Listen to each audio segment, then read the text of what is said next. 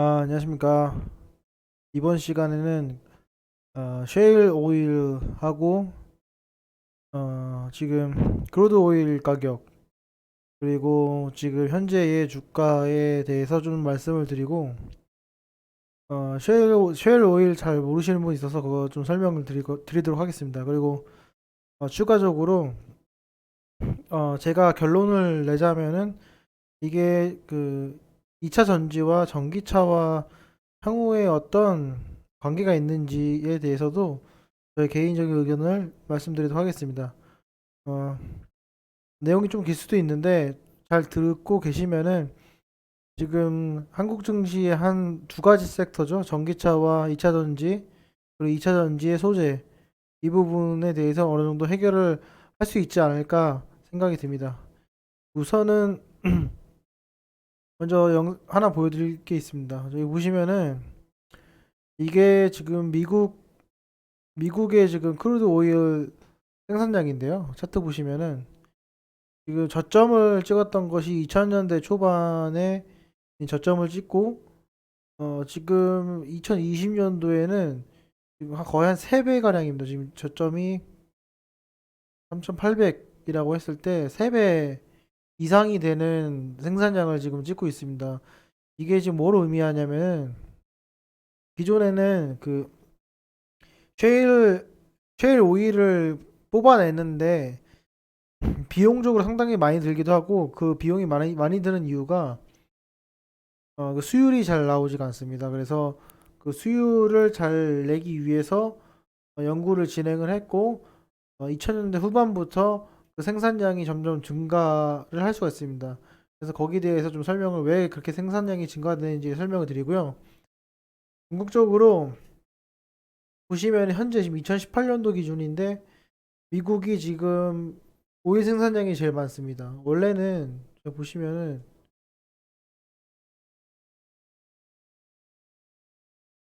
2010년, 2009년만 하더라도 미국보다는 넘버 1, 넘버 2가 러시아, 사우디고요.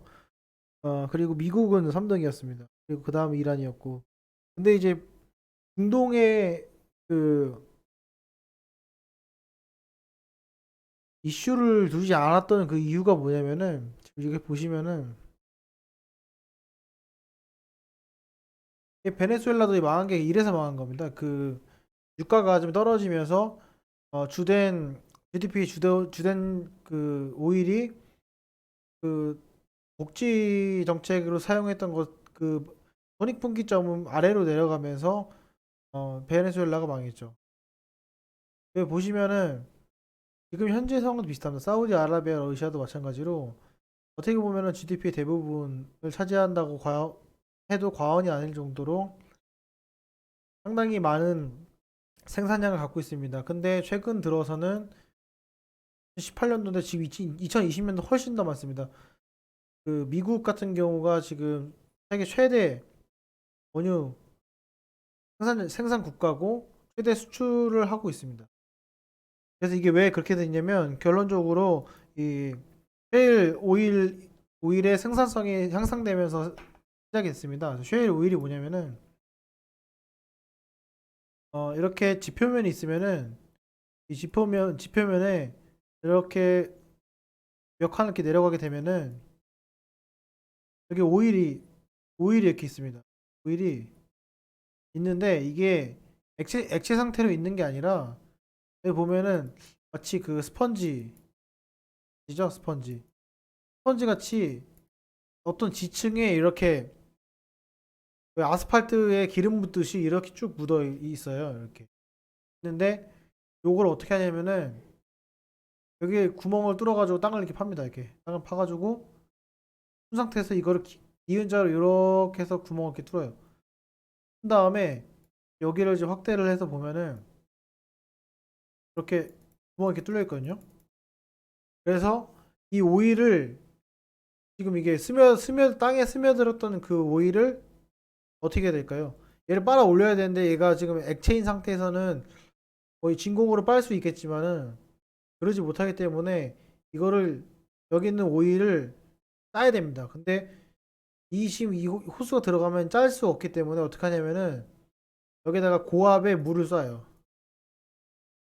고압의 물을 쏩니다. 근데 원래는 고압의 물을 쏘는 게 아니라 어떤 용매와 같은 그 화학적인 물질을 많이 사용해서 했다가 이게 제가 알기로는 실수로 물을 넣게 되면서 이게 더 수율이 잘 나온 겁니다. 그래서 이거를 뭐라고 하냐면 프래킹이라고 합니다. 그래서 여기를 프래킹 친다고 하는데 이거를 완전 고압의 수압으로 이 스펀지 같은 그 땅을 쏩니다. 쏘면 여기가 이렇게 금이 가면서 이렇게 그 나뭇잎의 모세관 현상처럼 이렇게 구멍이 막 납니다. 그래서 속에 빵 쏘고 거기서 이제 기름과 물은 서로 상극이죠. 그래서 물이 쏘면서 물이 그 지층으로 스며들면서 스며들었던 오일이 밖으로 튀어나옵니다. 튀어나오면서 그 튀어나온 오일을 빱니다. 이걸 빨아들여 가지고 정제를 하는 건데요. 이거의 장점은 뭐냐면은 뭐 시추선처럼 이게 엄청난 조 단위의 그런 설비 투자가 필요가 없고 한번 내가 원하는 순간만 프래킹을 하면 되기 때문에 내가 언제든지 그 오일을 열었다 잠갔다 할 수가 있습니다. 그러니까 엄청 큰 장점이죠. 그러니까 초기 비용이 적고 수도 꼭지를 열었다 잠갔다 할 수 있다. 근데 사우디나 러시아 같은 경우에는 그런 걸 하기 힘듭니다.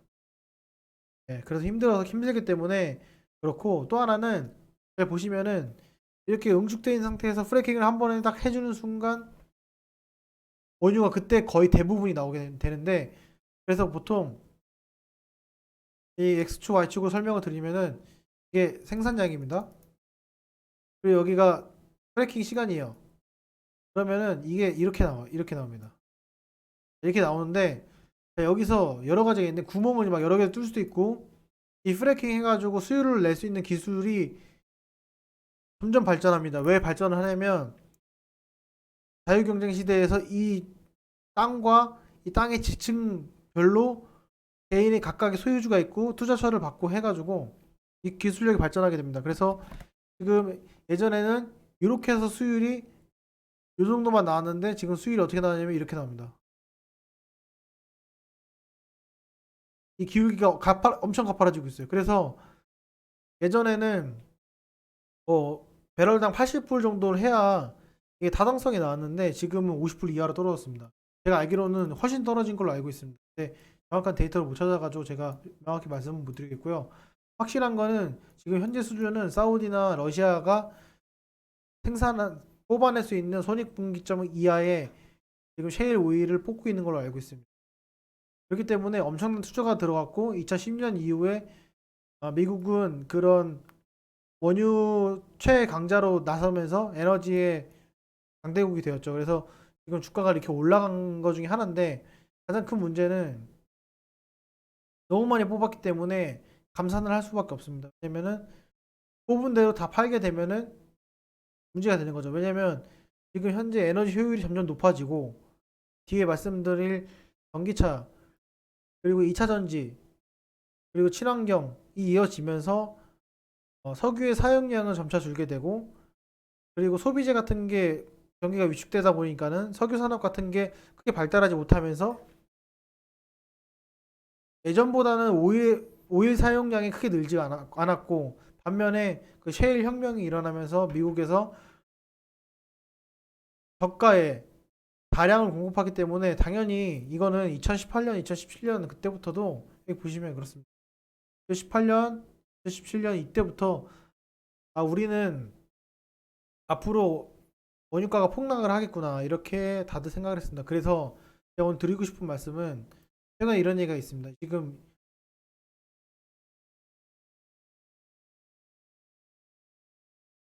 크루드 오일 가격의 선물 차트 지금 보시면은 현재가로 26불 정도인데 중요한 점은 26불이면 지금 다 망합니다. 다 망하고 결국에 치킨 게임에서 미국밖에 살아남지 못해요.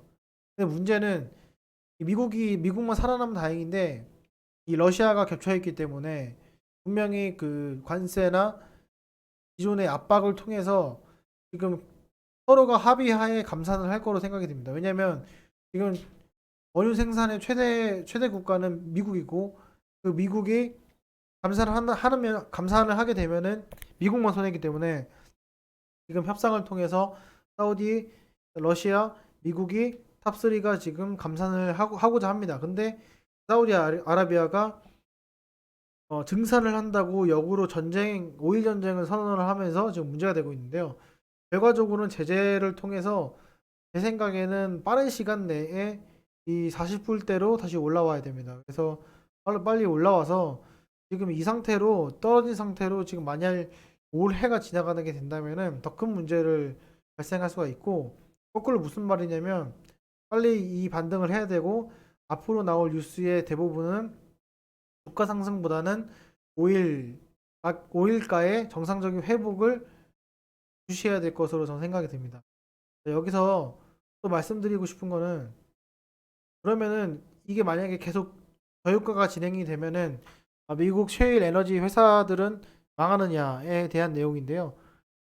제가 본 내용을 따르면은 이미 2017년, 18년부터 갚아야 될 부채들을 미리 청산을 했고요.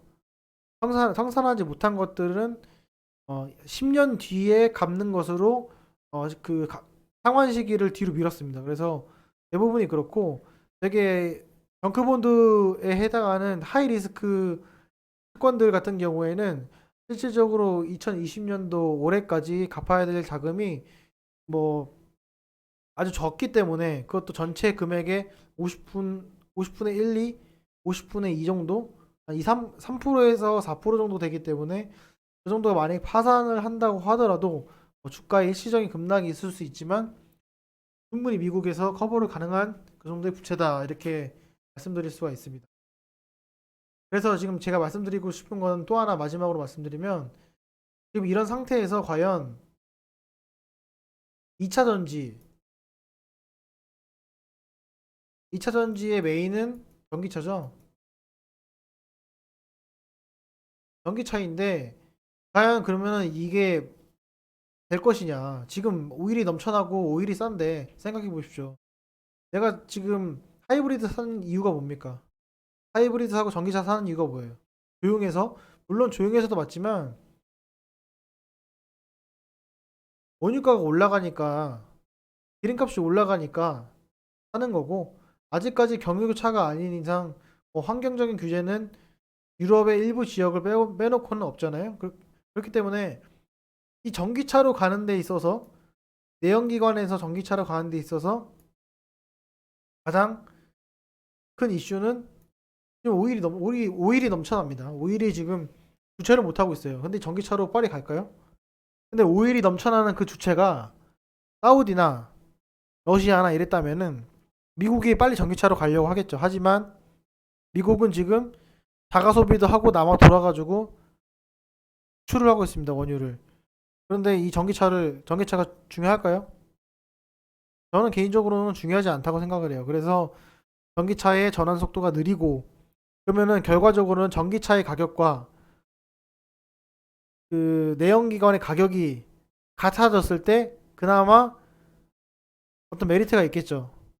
근데 지금 현재 가격으로 봤을 때는 거의 2, 30% 이상 차이가 나기 때문에 실질적으로 단기간 안에 2, 3년 안에 전기차가 완전히 바뀐다라는 거는 저는 개인적으로 부정적입니다. 그렇기 때문에 이전에도 2차 전지에 대해서, 전기차에 대해서 말씀을 드렸지만은 지금 현재 주가가 많이 빠져 있는 그런 주가들 중에서 가장 포인트는 아직은 특히 소재 쪽에서는 제가 느끼기에는 소재의 원가 절감을 가혹하게 시킬 겁니다.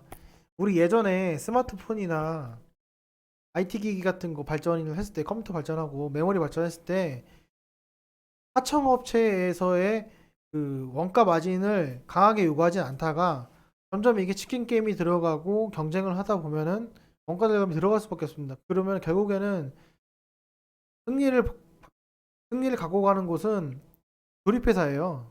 삼성 SDI 같이.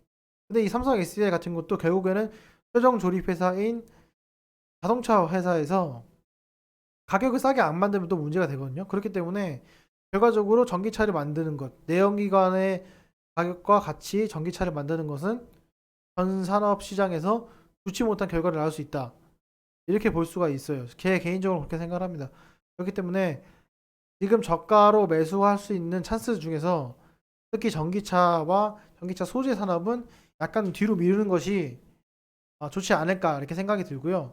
전기차가 가든 내연기관이 가든 내연기관 안에 하이브리드로 들어가든 중요한 거는 5G와 4차 산업 시대의 포인트인 주식인 쌀 반도체입니다. 그래서 제 생각에는 2차전지 5G 반도체가 있다면 뒷메모리 반도체가 있다면 가장 후순위를 둬야 될 것은 2차전지 섹터가 아닐까 이렇게 생각이 들고요. 어, 최근에 오늘 급등한 코스피 코스닥 종목들 중에서 종목을 보지 마시고 지금